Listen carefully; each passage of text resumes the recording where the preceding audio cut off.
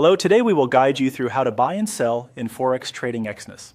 To get started, open the Exness personal area in your browser. This is the main dashboard where you can access your trading accounts and tools. Once you are on the personal area page, take a moment to make sure you are in the correct account environment before moving forward, since this is where you will launch the trading platform. Next, click on Trade. This option gives you access to the available ways to place and manage trades. After selecting Trade, choose Exness Terminal. The terminal is the web-based trading interface where you can view instruments, monitor price movement, and place buy or sell orders directly from your browser without needing to install separate software. When the terminal opens, look for the Favorites drop-down menu.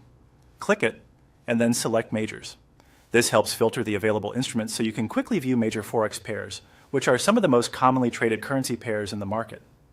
Using this filter can make it easier to find what you want without scrolling through a longer list of symbols.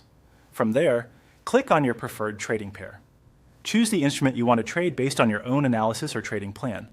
Once selected, the chart and trading controls for that pair should become available, giving you the information you need before opening a position. If you want to place a buy trade, go to the upper right part of the screen and click Buy.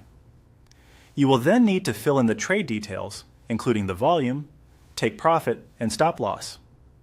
The volume is the trade size, while take profit and stop loss are risk management settings that help define where the trade may close in profit or loss. After entering those values, continue and confirm the order.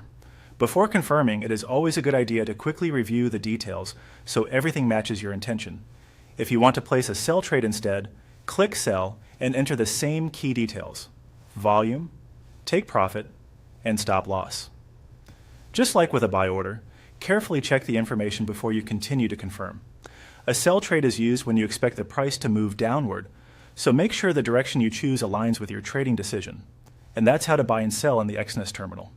Take your time when entering trade settings, and always double-check your order before confirming to help avoid mistakes.